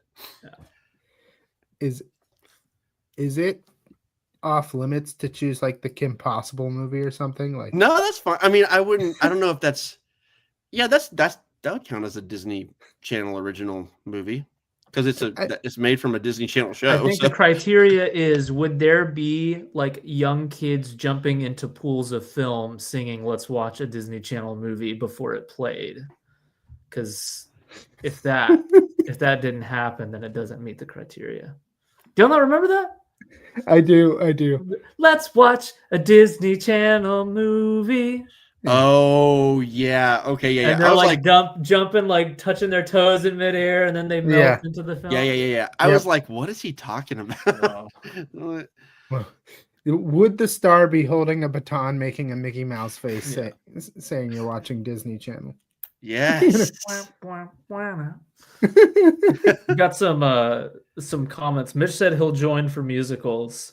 Sweet. Sweet. And Curry said Sound of Music is in my wife's top 10. And then Mitch said Rachel will sneak in Wicked, rightfully so. That is Ryan's Rachel there. Yeah. Wicked was good. I want to see it, actually. That is one I want. You're talking about from this year. Yeah. Yeah, I do want to see it. Same. Slasher Fred said, and I didn't know this actually. I Did you know that didn't the either. original High School Musical was going to be the third Grease? Some of the characters were written as offspring from the characters. That is a wow. really interesting fun fact to me. Like, I want to headcanon it that way. From now yeah, on. exactly. Yeah. I like it. Mitch enjoys High School Musical as well. So Oh, and Pitch Perfect. And I love the first Pitch Perfect. It's so much fun. I've seen that movie so many times now. It's like a friend group favorite, so it's such a constant. Like, hey, we're gonna go over there and watch Pitch Perfect. I'm like, okay, why not? It's a fun watch. It is. It feels like, and this is not a question of quality, mind you. It's just like the cultural niche it occupies. It's like a more modern Princess Bride, where it's just like it is like a group friend kind of like you put it on when you got a bunch of people over, and like nobody's really gonna be like, what is this? Yeah. Like I said, it's not a question of quality, just the space it occupies in the cultural milieu feels like a little bit like Princess Bride. All of your theater friends love it. Yes. Definitely. Yes, imagine Glee, but good. That's actually really good. That's accurate. Glee is tough. I think I've seen a few episodes of it, and I hated every second of it. Classic. Mitchell Sheffield says Human Centipede is another good group movie. And the funny thing about that is I saw Human Centipede in a group. So I'm not even gonna. I have nothing to counter him with. Be a hypocrite. You're like, no, it's except if you hated the group experience. You're like, no, trust me, it's not. Well, no, it's kind of like a traumatic bonding thing. Like, you all had to watch it together, so everybody's closer by the end of it. Like, not because it was like fantastic. There were a couple times where like everybody kind of nervously laughed out loud. I love that feeling. I love that where everybody's like, are we all seeing? Yeah. That's great. It's a great feeling. But yeah, that is, it's so strange. He said it's another, like, I wouldn't call it a good movie, but I can't disagree that it's a good group movie. Oh goodness. Oh God. Okay, so Brian brought up something. I don't know if I want to do this right now. But Brian brought up, did you react to Amazon Studios 007? It looks like that delves into a spoiler conversation, so I'm going to sidestep that. Yeah, we don't have to do the spoiler stuff there, but and I guess I will also say, just rule of thumb, just for like, I don't even say just for recent movies, because like people our age, it's pretty normal for like a 28-year-old person to make it 28 years in their life and not see like Casablanca yet. Yeah. So like, even like, I would say in the comments, let's just generally avoid talking about movie endings unless we're talking about it like as the topic. Yeah. Just in the chats, just so people don't unwittingly get stuff spoiled. Yeah, because you know what? I haven't seen No Time to Die, and I already knew that spoiler, but that would have spoiled me if I didn't already know it. So if you're not interested in seeing No Time to Die spoilers, do not scroll up. I always struggle with this too, because I'm like, well, the movie is 5 years old or something, right? So it's one of those things, but like I wouldn't blame you for doing that. It's a total honest mistake. For sure, yeah. It can be hard to know the line. Some things are culturally relevant for like 5 minutes and they evaporate, and then like the idea of spoiling it doesn't even matter anymore, right? Almost immediately. And then something like 007 to me though is like, it's such an established franchise that like there's going to be people who have not gotten around to it who will get around to it, and they're going to want to see it without spoilers, Yeah, sure. So yeah, and we hadn't laid down that rule earlier, so it's not like there was any rules broken, by the way. Yeah, totally cool. No ill will here. Yeah, for sure. But I guess going forward, we'll probably try to put a spoiler warning out, or not spoiler warning out there, but a request to, unless like we're doing a review of X movie, and then obviously I think Michael just saw it at the same time I did. Is there any question here? Like, I can't even read that out loud. The front, right? This is the only right answer. Brian, thank you for that. He said, you have to debate. We have to read it for our listeners. I know, yeah. I know. I just didn't want to do it. It said, well, you have to debate which part of the human centipede you would be, the mouth, the middle, or the butt. Mitch said the middle, hands down. The middle. Said, mostly because hands down is mandatory. Yeah, like your hands have to be down no matter where you are in the centipede, Mitch. Well, I guess the front could probably, I don't know. But either way, front is the objective correct answer, right? Oh, goodness. Oh, man. That's good. That's good I never thought I'd be discussing that on the live stream. Never once did I think that. You know, there's like the morbid curiosity part of my brain still wants to watch Human Centipede. I don't have any interest. I'll be honest. Mitch said, I misread. I thought it said the worst to be. No, your canonical answer is middle. Mitch was presented with the front and the back, and he's like, they both sound so great, I can't decide.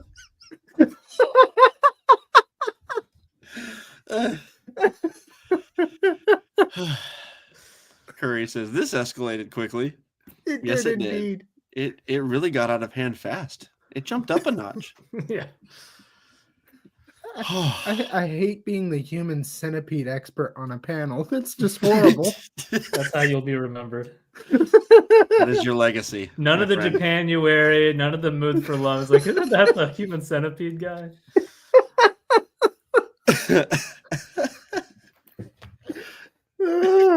Out of hand and in a mouth, sadly.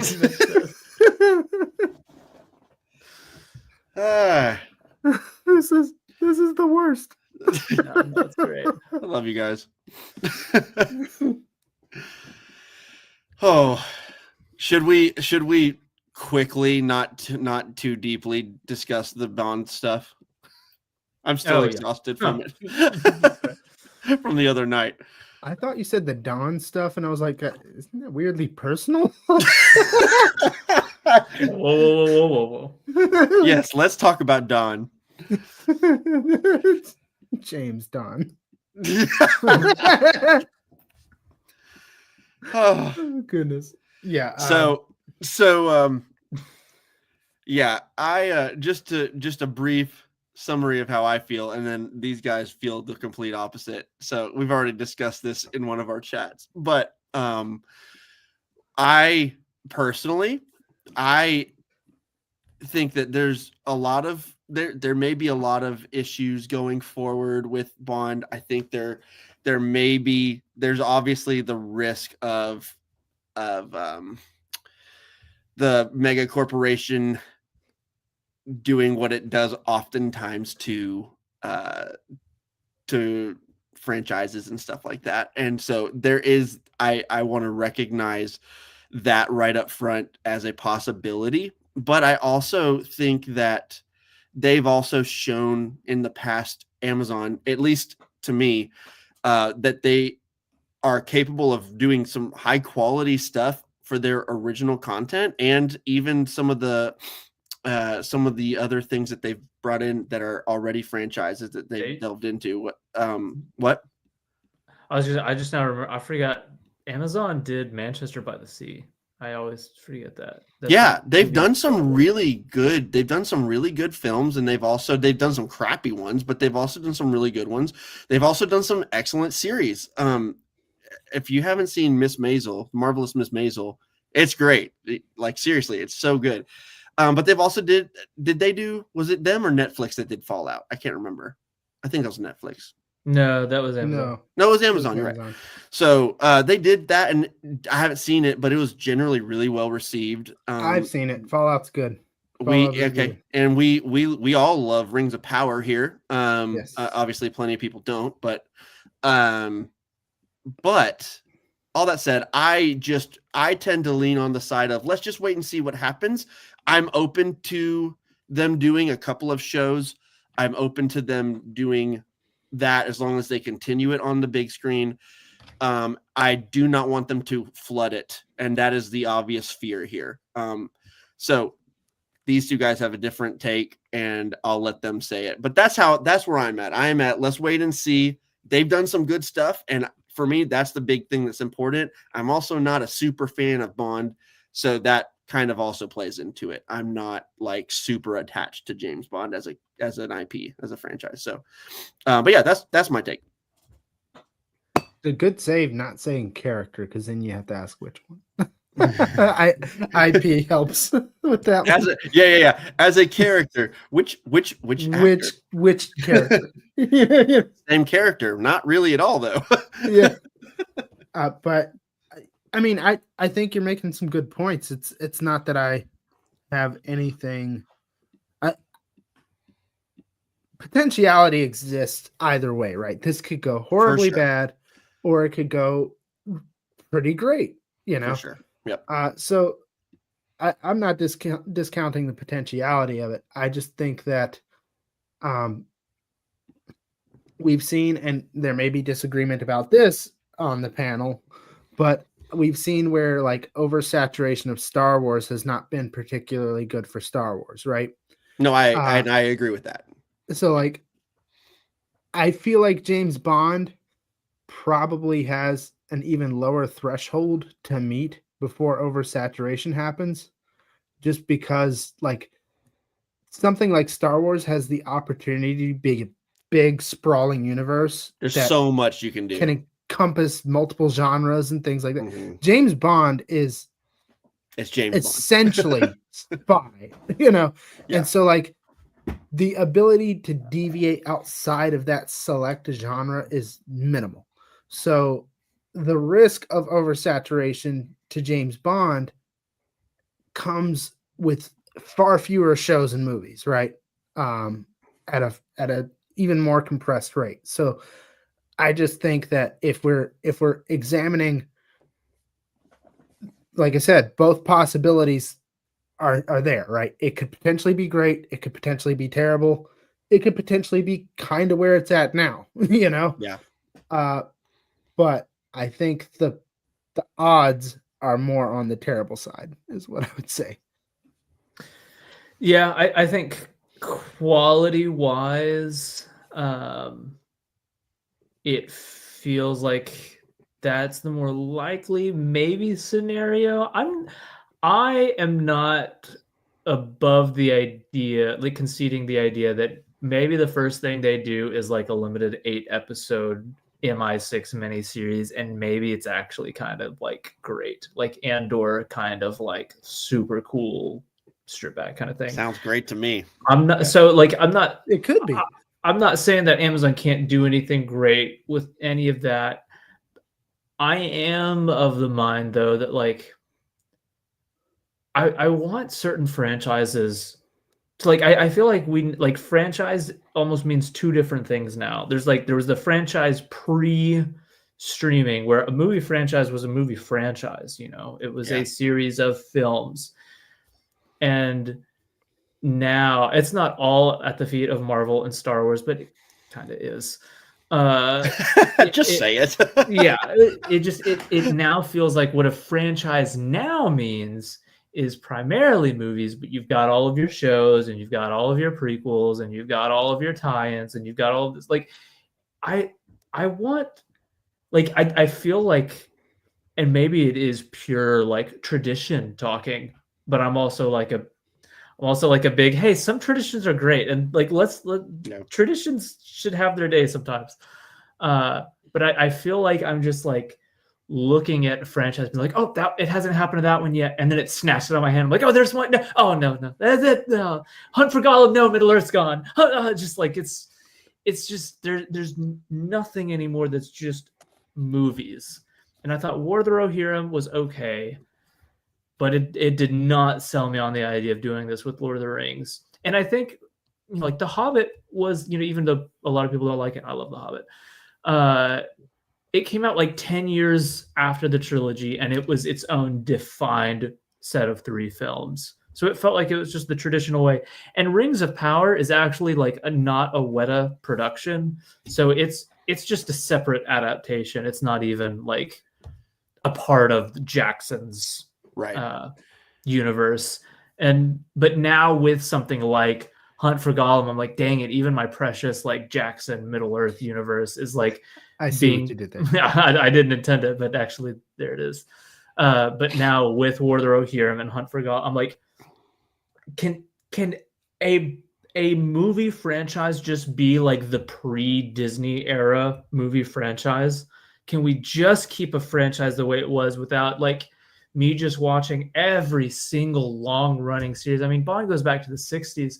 Can I just have like the one thing that doesn't get the 2 spin-off TV series and stuff? And I like, even if that mean like, again, I'll concede the idea that it could be quality, but I would just like, even there are sometimes where I'm like, I would sacrifice the possibility of something quality if it means like holding on to something the way it was before, instead In the of format it belongs in. right, instead of everything going the way of like, well, if it can be good as a TV show, why can't we make it a TV show? It's like, because it's not a TV show. Can't that be the answer? Is how I feel a bit. And then just a bit more on it. Like, I also just like the idea of like, and Star Wars again is an easy example here, is like there are people who are raised on the original trilogy. You know, they're original trilogy babies, and that's Star Wars to them. And then there are prequel trilogy babies, you know, like, and we're seeing love it now that they're growing up and they can talk about it. And the sequel trilogy kind of got that, but now at this point, like, whenever the sequel trilogy came out, or sorry, whenever the prequel trilogy came out, then you got the Clone Wars, you got all of the video game tie-ins, you got like that era, the prequel era owned Star Wars. But now, But it was flagshipped by 3 films. exactly, it was flagship by 3 films, but all like, it's just like that era got to be An era. Star Wars. Yeah. And now it's like we're in sequel trilogy era, but we're still constantly revisiting prequel era. We're still constantly doing prequel original trilogy stuff. We're in this like 5 to 10 year post Return of the Jedi era. We're like, it's just, now there's no longer like, the sequel trilogy didn't get to own this era because it was constantly sharing space with every other point in the Star Wars timeline at any given moment. And so like, it's not really sequel trilogy babies now, it's like Disney era babies. I watched Star Wars whenever they were releasing stuff all across the timeline. And like with Bond, you kind of have like well, I got into Bond with Connery. I got into Bond with Moore. Well, you know, like Craig was where I jumped in. And I think that's like, you have that where like an actor is cast, and Bond castings are like huge. Bond castings are like some of the biggest like movie news castings. They're Batman. Yeah, like it's like this, we are deciding who's going to be the face of this franchise for years now. And I like that idea that when he's cast, as long as that actor wants to keep coming back, he is what this franchise is. He like owns and has the monopoly on what is Bond at the time. Right. And so I also don't really love the idea of like an actor being cast and being like, I'm Bond, but we've got an MI6 spinoff, and we've got a Q like mini series, and and now it's like, yes, he's Bond. He's literally the face of Bond, the character, but he owns less shares in defining that era of Bond than the other actors did, because the other actor, like, they were the only stakeholders, you know, like, yeah, they were Bond. Whereas now it's like, I mean, especially if like a Bond movie comes out and it's like the movie is pretty good, but the show is way better, then it's like, well, gosh, now he's not even like the best part of the thing he's in. And then whenever you think retroactively about like what Bond era was best, it's like, well, you had all the normal ones, and then you had the Bond era that was made up of like 4 movies. But if you want to talk about like, you know, if just Henry Cavill, low hanging fruit, like if you want to talk about the Henry Cavill era, that also kind of comes with those 2 shows. It's technically included in his era. It's like, it just confuses the whole, or not confuses, but it just, I don't know. It it just feels like modern franchise talk, and I'm like, I don't want everything to be a show and a spin-off and stuff, and I just like the idea of having like something somewhere that we can preserve, like Well, just not every just the movie intellectual thing. property can even support that kind of thing. You know, Yeah. like it's not that James Bond couldn't theoretically. No, they could support a couple. Yeah, Like, I think what you said about MI6 sounds really cool. I think they could do a Spectre series, and I think that could be really cool. sure. But I have no interest in a Q series or a Moneypenny series, or like, who cares? Like, Well, and the worst possible worlds is we're getting all this, right? And Yeah. like James says, is like it's all competing for the spotlight in its own world, and then it all feels homogenized and Also, like, but the thing is, even with like an MI6 series, what I don't like about that though is in like in Skyfall, you've got an ex MI agent. In Goldfinger, you've got another MI agent. One of the more films opens with like another MI agent, but they're always like tertiary, or like they die at the end of their mission so that Bond can come in and like pick it up, or they're traitors or whatever. Like, what I think that kind of serves is that, like, yes, we know MI6 is a big organization, but Bond is the thing. Like, you get this, like, he is the guy. he's what makes it tick. Yeah, and like we know other things are happening because, again, one of the movies ends with like the death of an MI agent, and Bond kind of has to pick up the mission where he left off. But I feel like you get less of the set. Like, if you just do an MI6 series where you have another agent who gets a super cool story running over a season, then you're like, I don't know, then it feels less of like Bond is the guy who's showing up and doing the cool missions. It's like, well, no, it becomes like, well, he's like the agent that we're just choosing to watch, but he's one of multiple agents and they're all doing cool stuff. And I'd rather just kind of like know that, but let that be info that runs in the background of my head, as opposed to literally seeing like, oh, Bond literally is 007, and now I'm going to go watch 005 do something that 007 could have done, but it's a 005 mission. And so now it's just like, now the only thing special about Bond is like he's the guy who got the franchise. So to bridge the gap between concerns that I share with James and potentiality that Michael sees, I think if you could be disciplined enough to do one show that is essentially like an MI6 versus Spectre thing, and you kind of give it a Rogue One arc where these MI6 characters are going to be, they're going to lose, right? They're functionally going to serve as a bridge for why this world needs Bond and lead that into it. That could work. Yeah. The thing is, I don't see a ton of discipline happening with this. It's just, I think if there's the potential to make money on it, they're going to go for it. And sometimes that's going to work and sometimes it's not.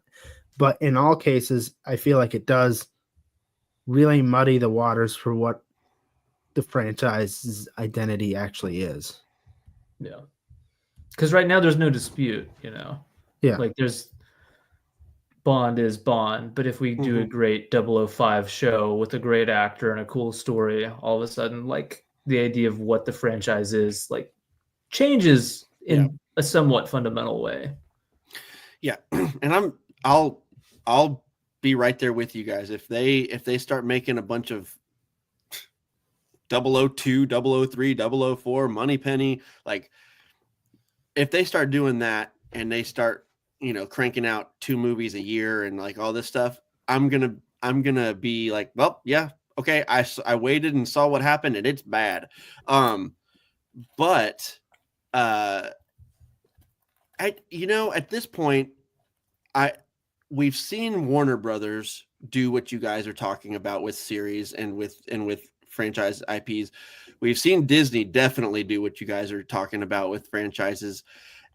We haven't seen what Amazon does other than with a couple of things, and so far they've done a really good job. They and in fact, like they seem to put people in charge of it that really care about the thing that they're doing. And so, like, for me, maybe like this is definitely, like, I understand what you're saying, Ryan. You said, like, the odds are if there's money to be made, they're going to do that. But there's part of me that at least wants to hold on to maybe one of these corporations that's turned themselves into a studio can actually operate in a way where, I mean, like, the thing is, Amazon isn't doing this because they need to necessarily. Like, it's like they just threw billions of dollars at Lord of the Rings and was like, do it and do it well. And like, I like to hope that maybe this could be one that they put people in charge of it that really care about James Bond. And I think anyone who really cares about James Bond has the same problems that you guys have, or the same concerns, that they don't want to oversaturate it. They want to keep it special. And so I just kind of have a hope that maybe one of these conglomerates will learn from the others that are kind of just oversaturating things. Maybe that's naive of me, but I do have at least like a, let's wait and see. Maybe Amazon might be the one to do it, because what we've seen with Lord of the Rings is they really care about, at least the people, they hired people who really care about it. And so that's just kind of why I have a wait and see. I would actually be much more on y'all's side if Warner Brothers did this. You know what I mean? Like, you're not wrong there. Yeah. Like, the fact that Warner Brothers, or the fact that Amazon did this and not Warner Brothers or Disney, I kind of have a little more just like a wait and see, rather than like, well, this is automatically trash. Let's hate this right now. So that's kind of where I'm coming from there. The thing is, I mean, my ideal preference is that it stays in the Broccoli family, but I'm not even of the mind that like Amazon can't make a great Bond movie. Sure. It's just, I think like if the idea is like, what if they put it into the hands of somebody that really cares? I do think like if somebody who truly cares about Bond is given the opportunity to make Bond, I think the first thing they're going to do is make a movie. Mm-hmm. And so if they get, and they now have Bond, if the first thing they announce is a TV show, I honestly do feel like I can maybe reasonably interpret that as like, first thing you're doing is thinking about weekly subscription.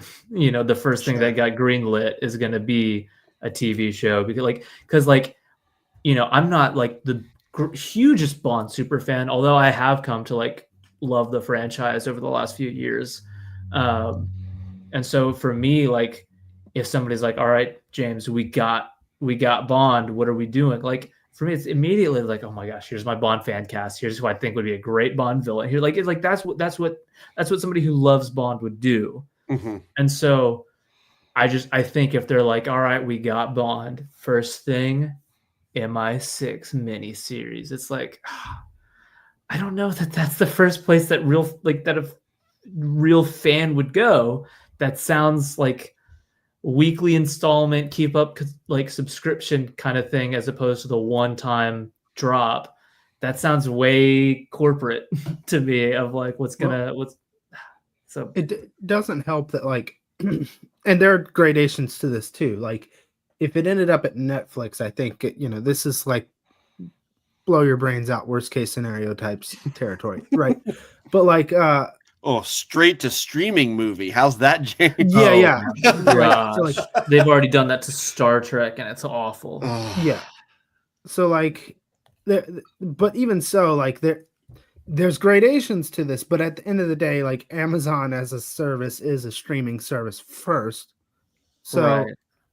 you know, like when I think about what I want for movie franchises, I think about theatrical releases that are going to have a real theatrical run, widespread across the country, and not have to worry about whether or not this will just be dumped on Amazon Prime and just be a streaming Yeah, movie. that's And true. and not just like given just the barest minimum because they think they might get an Oscar nod if they do a limited theater run type If they're thing. Like when they make a Bond movie, it's not going to be dumped. I agree. You know, It's that's why I not said like gonna be there's dumped. Greta gradations. Gerwig just had to spend months arguing to get Narnia not Netflix. dumped on. Or right, Yeah, right. But that's why I said there's like if Netflix, this is worst case scenario, right? But they are pursuing the same type of market in terms of their production values. So the incentive forces are still that way. Whether or not they do it is another thing. And I do think Amazon is a little bit more savvy to the fact that people want to see James Bond at a theater. So I'm not so worried about that happening immediately, right? But I am worried about the fact that they want to be able to just dump this on streaming, you know? yeah. So I don't know. I think that's a good point that it is a specifically a streamer that picked it up because even though I get the idea of that like WB would be much worse and like WB is it's like they're in the streaming game now with HBO Max and all that or Max or whatever. But like they still carry that like WB logo. There's still that feel of like now this is a film studio, you know, or like it just feels different than if like Legendary Pictures has the rights to this, you know, or Syncope has the rights to this, you know, any movie studio has the rights to this. It's like streaming company has the rights to this. Well, but it isn't Prime. It is Amazon Studios, right? Right, but that is different. But what Amazon Studios outside of that one that I don't know of a like they have Amazon Studios, and I'd have to pull up a list of movies, but they have in the past shown a dedication, not fully, not 100%, because they have dumped a couple. They have definitely dumped a couple. I think was it Roadhouse just recently? Yeah. They dumped it directly. Oh yeah, and that was after a brutal fight with the director who Mm-hmm. hated every decision they ever made about it too. Right. But before that, they actually were really to the point where it was a notable thing. They were actually like supportive of and fully on board with theatrical, like real theatrical releases. I know they had a movie called The Big Sick that was a full theatrical run. They've done a good bit. They've done a few other movies. I'm just blanking off the top of my head, but they've done several Amazon Studios and shown a commitment to theatrical runs. That's why I'm less concerned about it being Amazon than like I said, Netflix would be like worst case scenario in that realm. I would be so concerned. I'm still mad that Ryan Johnson's at Netflix right now. He got to get free. They do have a lot of good movies scrolling through it. Of Amazon? Yeah. Yeah, and the vast majority of those went to theaters, like for real. Like they were real theater releases. And so like I said, of all the studios to do this, I just think this one gives me more hope than others. Yes, I think it was Mitch that said up here, he's like, they got it for more money. Lol. Like I know that. This is a business. I understand that. But I do think that I just at least like to hope that as the industry evolves, like numbers eventually will show, like, and they are showing. Like, I mean, when you oversaturate your IP, there will be negative effects. Star Wars is seeing it, Marvel is seeing it, and like there's opportunity for Lord of the Rings and Harry Potter, unfortunately, to see it soon. And I hope we don't get to the point where those do. I really want those to all be great.